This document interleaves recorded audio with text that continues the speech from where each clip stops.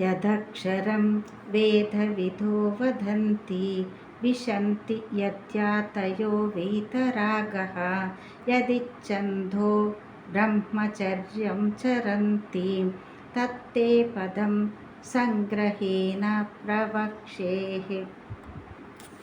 11వ శ్లోకము. అష్టమోధ్యాయ. అక్షర బ్రహ్మ యోగ. వేద విధులైన విద్వాంసులు ఆ సచ్చిదానంద ఘన పరమాత్మను శాశ్వతుడు అనగా అక్షరుడు అని ప్రస్తుతింతురు.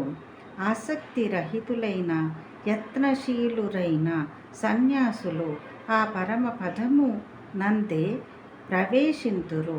ఆ పరమ పదమును కోరియే బ్రహ్మచారులు బ్రహ్మచర్య వ్రతమును ఆచరింతురు.